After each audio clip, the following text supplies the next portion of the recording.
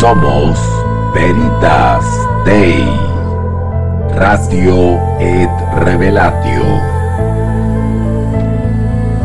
Líderes en educación teológica online.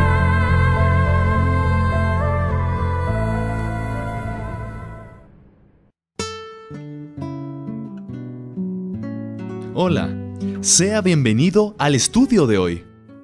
Durante los largos siglos de tinieblas que siguieron a la supremacía papal, el registro de la historia del pueblo de Dios fue fielmente guardado en el cielo. Mientras tanto, poco o ningún registro tenemos aquí en la tierra. La táctica de Roma fue borrar todo vestigio de disidencia de sus doctrinas o decretos. Cualquier expresión de duda sobre la autoridad de los dogmas papales era motivo suficiente para quitar la vida del rico o del pobre, del importante o del humilde. Mientras tanto, en ese tiempo de intolerancia y abandono de la Biblia, Dios levantó a hombres extraordinarios para mantener encendida la llama de la verdad. Entre ellos estaban Juan Hus y Jerónimo de Praga.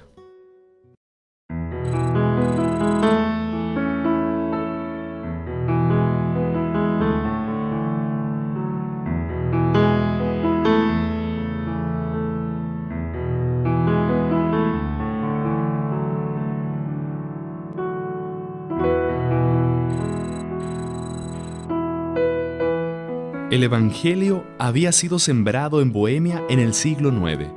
El culto se celebraba en la lengua del pueblo, pero a medida que aumentaba el poderío del Papa, la palabra de Dios se oscurecía.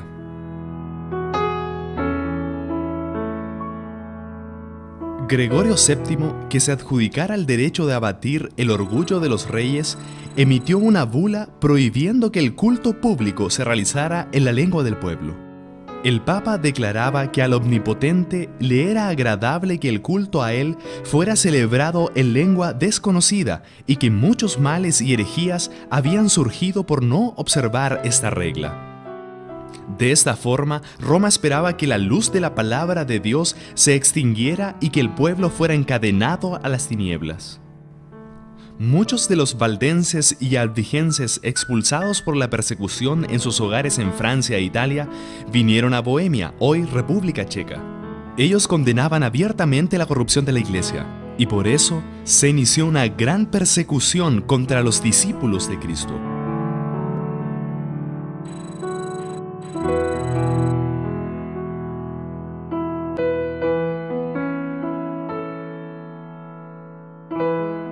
Uno de esos discípulos declaró al morir: «La furia de los enemigos de la verdad ahora prevalecen contra nosotros, pero no será así por siempre. Se levantará uno entre el pueblo común, sin espada ni autoridad, y contra él no podrán prevalecer. Ese que se levantaría, mucho tiempo antes de Lutero, sería Juan Hus». Nacido en Bohemia, hoy República Checa, en 1373, a temprana edad quedó huérfano de padre. Hus estudió en la escuela de la provincia, pasando después a la Universidad de Praga.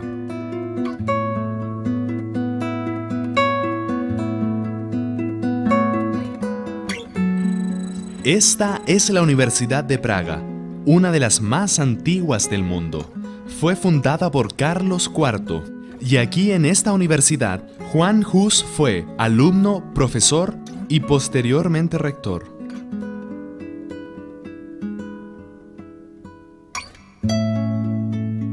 Rápidamente Hus se distinguió por su incansable aplicación y rápidos progresos. Era sincero adepto de la Iglesia de Roma y fervorosamente buscaba las bendiciones espirituales que ella profesaba otorgar. Después de completar la enseñanza básica, entró al sacerdocio y pronto fue llamado a la corte del rey.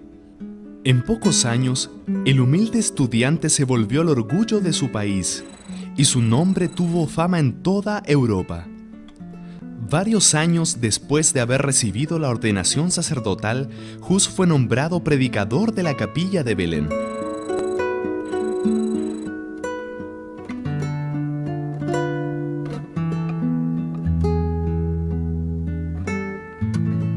Luego, después de su ordenación, Juan Hus fue nombrado predicador en esta capilla, la capilla de Belén, aquí en Praga. Pastor, ¿qué importancia tuvo esta capilla para la reforma aquí en esta ciudad? Es muy interesante que tengamos en mente la Universidad de Praga, también conocida como Universidad de Carlos, porque fue fundada por el emperador Carlos IV de Bohemia, y ella ha ejercido influencia durante mucho tiempo, académica e intelectual en la ciudad. Y en el año 1391 fue fundada esta capilla, y los predicadores de esta capilla eran, en su mayoría, profesores de la Universidad de Praga. Por eso ella ejercía gran influencia ideológica en la ciudad. Juan Hus se volvió predicador aquí en el año 1402 y fue predicador en esta capilla por 10 años, hasta 1412 cuando tuvo que abandonar la ciudad de Praga. En este periodo, él comenzó a difundir sus ideas. Incluso la reina Sofía escuchó algunos de sus sermones, y sus sermones eran muy influyentes. Él aún no se había separado del papado, pero creía que el papado se había degenerado y estaba corrompido, y que había que volver a la autoridad de la Biblia. Las ideas de Hus se difundieron de este lugar no solo para la entonces Bohemia, sino también para Alemania. Tanto es así que cuando Lutero apareció en escena, fue llamado como el Hus de Sajonia. En otras palabras, Hus fue muy influyente, y este es el lugar de donde irradiaron las grandes verdades conocidas hasta entonces de la palabra de Dios, o sea, de la autoridad básica fundamental de las Escrituras, y también de la mediación de Jesucristo y otras verdades correlacionadas. Pastor, ¿cómo era el estilo de culto y adoración en tiempos de Juan Hus? En esta capilla, que hoy está un poco remodelada, cabían 3.000 personas. Y lógicamente, el gran punto en el asunto de la reforma y de la prerreforma también era llevar la predicación de la palabra de Dios al vernáculo, o sea, en la lengua que el pueblo entendía, porque la predicación era en latín. Entonces las personas cultas que entendían el latín podían entender la predicación, pero el pueblo común que hablaba la lengua local no comprendía. Por eso lo fundamental aquí de la predicación de Hus e incluso de sus antecesores fue predicar la palabra de Dios en la lengua del pueblo común. Entonces aquí estaba el pueblo, listo para oír, y el predicador entraba por esa puerta. Exactamente, hay una pequeña escala aquí por este lado, por encima de esa pequeña puerta, y en este lugar exponía la palabra de Dios. Y qué hermoso que aquí las verdades no de la tradición eclesiástica, sino de la palabra de Dios comenzaron a ser predicadas al pueblo. Esto generó lo que hoy conocemos como la prerreforma. ¿Cuál era la preparación académica de Juan Hus? Él se graduó en la misma Universidad de Praga. Por lo tanto, ya tenía formación académica. Hus trabajó como profesor en esta universidad. Y adicionalmente, él llegó a ser rector de la universidad. Por lo tanto, era una persona académicamente preparada, y eso le daba mucho respaldo. Aquí, además, una influencia académica significativa. Por eso, Jerónimo de Praga, un individuo de alta educación, se unió a Hus en sus ideas y también en la difusión de la reforma aquí en la antigua Bohemia.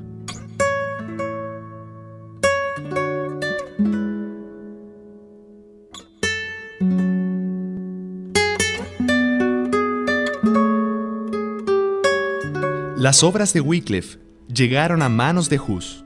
Después de leerlas, se dio cuenta que el autor era un sincero cristiano y comenzó a considerar sus ideas.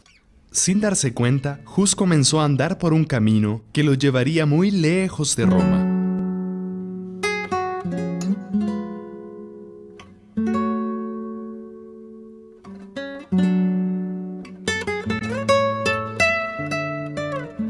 Las noticias de la obra en Praga fueron llevadas a Roma, y pronto Hus fue llamado a comparecer delante del Papa. Ir a Roma sería una muerte segura. El rey, miembros de la nobleza y también la universidad se unieron en una petición para que Hus se quedara en Praga y respondiera por medio de una delegación. En vez de ello, el Papa condenó a Hus y clausuró la ciudad de Praga.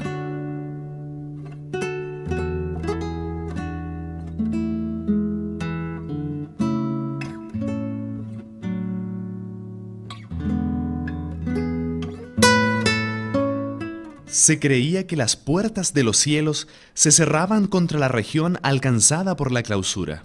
Y hasta que el Papa resolviera remover la excomunión, todos los cultos eran suspendidos. Las iglesias eran cerradas. Se celebraban los casamientos solamente en el patio de la iglesia. Y para los muertos no había ritos fúnebres.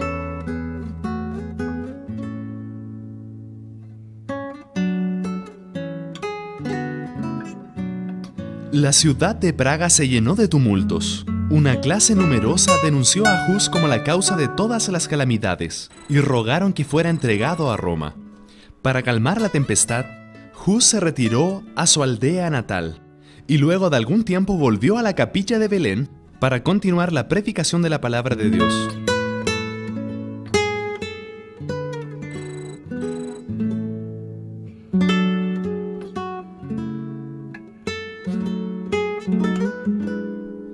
Para sanar los males que estaban perturbando a Europa, se convocó un concilio general que se realizó aquí en Constanza, Alemania.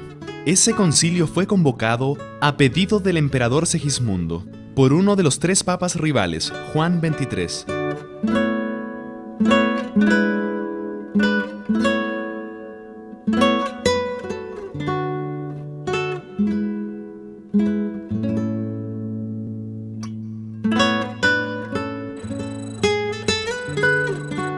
El concilio reunido aquí en Constanza convocó entonces a Juan Hus.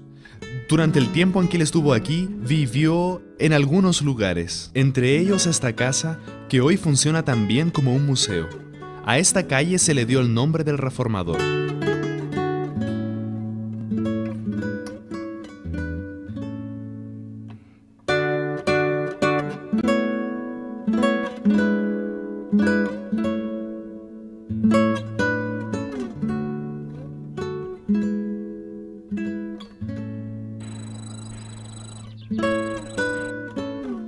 Pastor, ¿por qué esta ciudad es importante para el periodo de los prerreformadores? En este edificio que está exactamente atrás de nosotros se realizó el famoso Concilio de Constanza, que comenzó el día 9 de diciembre de 1413 y se extendió hasta el día 22 de abril de 1418. Este concilio fue convocado a pedido del emperador Segismundo, quien era el papa de la época, con el objetivo de resolver el problema de un posible cisma de la Iglesia Católica. En realidad, en aquella época había 3 papas que disputaban simultáneamente el poder. Por supuesto, no todos eran reconocidos por la Iglesia, pero allí estaban Juan XXIII de Pisa, en Italia. Estaba también el Papa Benedicto XIII de Aviñón y además estaba Clemente XII de Roma, que también disputaba la Santa Sede. En realidad, estos 3 papas, cada uno quería ser reconocido, y la Iglesia, por su parte, corrió el riesgo de separarse o subdividirse. Y en este concilio finalmente fue escogido otro papa en reemplazo de los 3, que fue Martín V.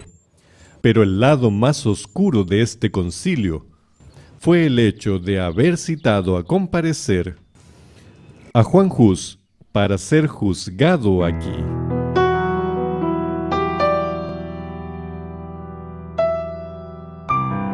Al llegar a Constanza, le dieron a Hus plena libertad. Al salvoconducto del emperador Segismundo se adicionó una garantía personal de protección por parte del Papa. Pero con la violación de estas solemnes y repetidas declaraciones, en poco tiempo el reformador fue tomado por orden del Papa y lanzado en una asquerosa mazmorra. En este local funcionaba un monasterio dominicano, y aquí en esta torre Juan Hus estuvo preso, en los momentos anteriores a su muerte.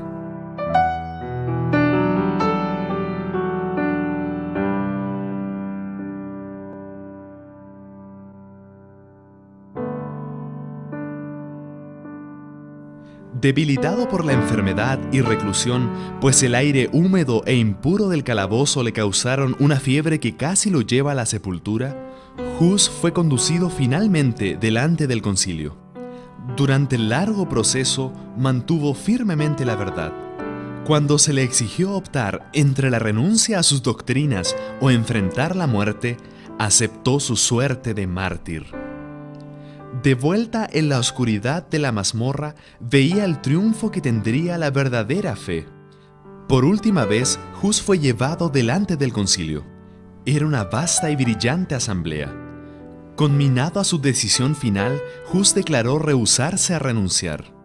Pronunciada entonces la sentencia, se inició la ceremonia de degradación. Él no se retractó. Y su sacrificio como mártir fue una de las escenas más trágicas de la historia del cristianismo. Se le pusieron ropas sacerdotales, desnudado con furia, y luego lo pusieron en la hoguera, y allí fue quemado vivo, pidiendo perdón a Dios por sus pecados y teniendo la certeza de la salvación. Eso generó un efecto contrario en Bohemia. Muchos bohemios, la nación prácticamente como un todo, se sintió traicionada por el hecho de que el salvoconducto y todas las garantías no hayan sido respetadas, y él terminó siendo sacrificado de esta manera. Esto generó un fuerte espíritu antipapal.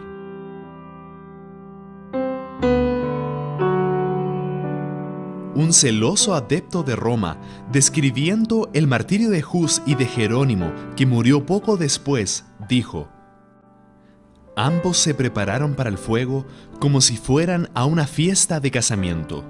No soltaron ningún grito de dolor. Al levantarse las llamas, comenzaron a cantar himnos.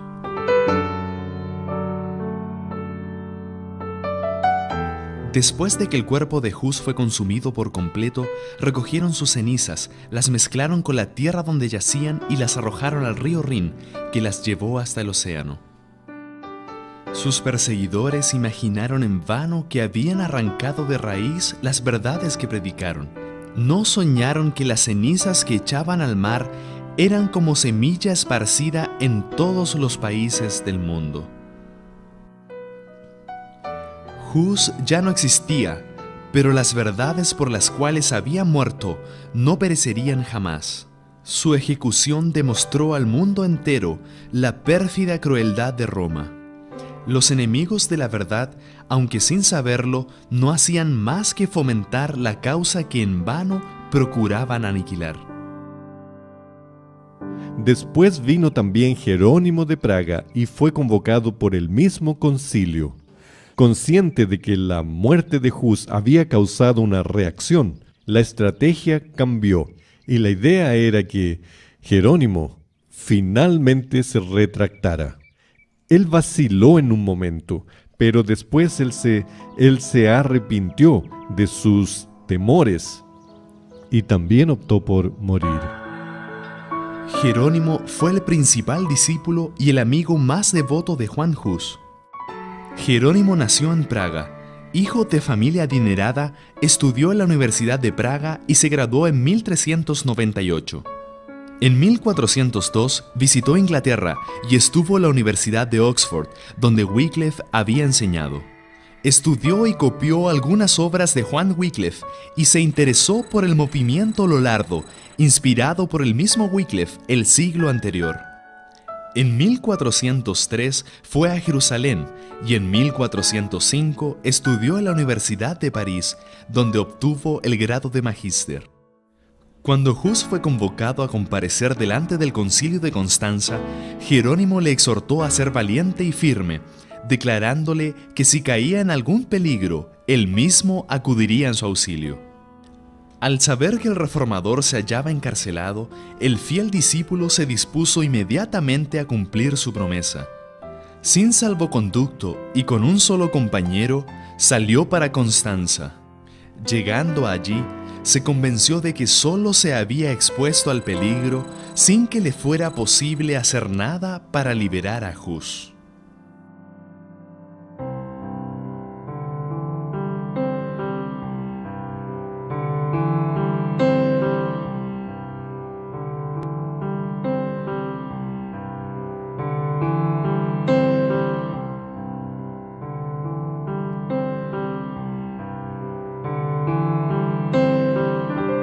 Aquí en esta casa, número 14 de la calle Juan Hus, vivió Jerónimo de Praga en 1415 para atender la convocatoria del Concilio de Constanza.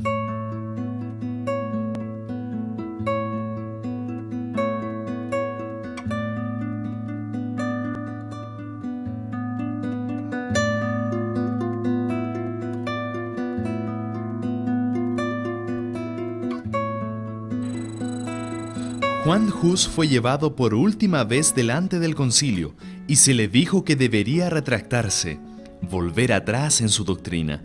Pero él prefirió la suerte de mártir.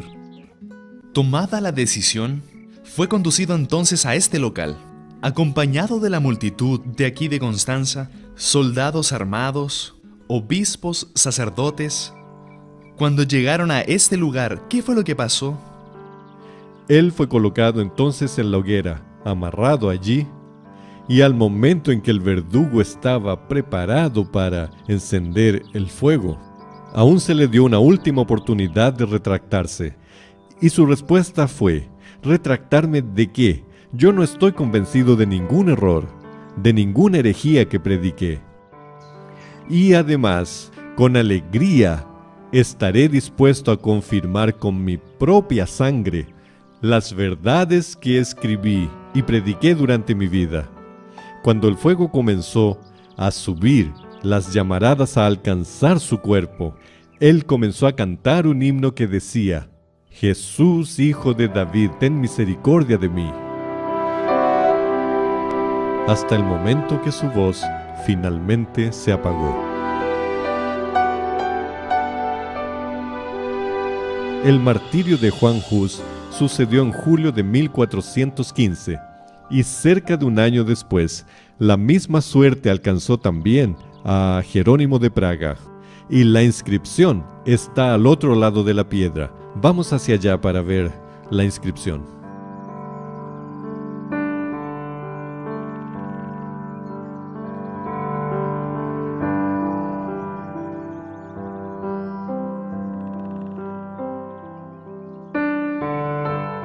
Jerónimo de Praga también fue traído a este lugar, y su suerte fue la misma de su amigo Juan Hus. Él ya estaba amarrado a la estaca, y cuando el verdugo fue a encender el fuego por detrás de su cuerpo, él pidió que viniera al frente y le dijo: «Ponga el fuego frente a mí, porque si yo hubiera tenido miedo, no estaría aquí». Cuando las llamas comenzaron a subir, él comenzó a cantar un himno que decía: «Señor, Padre Todopoderoso, ten piedad de mí y perdóname mis pecados. Tú sabes que siempre he amado tu verdad». Y así continuó cantando ese himno hasta que su voz se silenció. Y después de haberse silenciado, sus labios aún continuaron balbuceando las mismas palabras.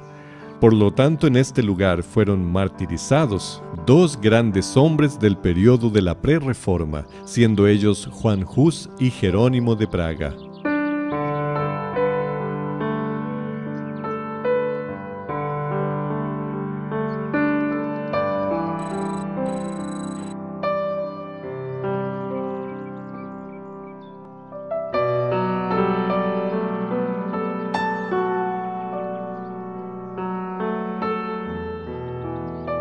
El odio de los líderes de la Iglesia de Roma contra Hus y Jerónimo fue tan grande que ellos no se conformaron solo con quitarles la vida en la hoguera, sino que una vez muertos, sus cenizas fueron traídas y lanzadas aquí en el Rin, en un intento de acabar completamente con aquello que ellos consideraban herejía. Pero así como el Rin desemboca aquí al lado de Constanza y sus aguas se esparcen, de la misma manera las ideas de estos dos prerreformadores se esparcieron por Europa y alcanzaron su clímax en la famosa reforma del siglo XVI.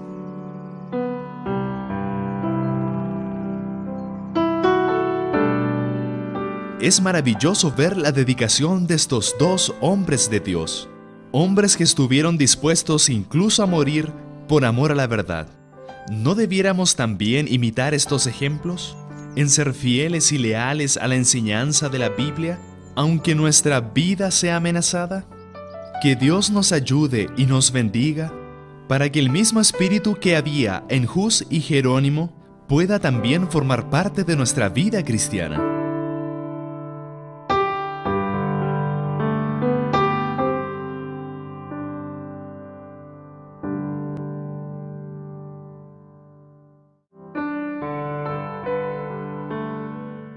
Mi decisión es, después de conocer el ejemplo de hombres que permanecieron fieles a Dios y a su palabra, estando incluso dispuestos a morir por la verdad, hoy tomo la decisión de ser fiel a las enseñanzas de la Biblia y prepararme para la vida eterna.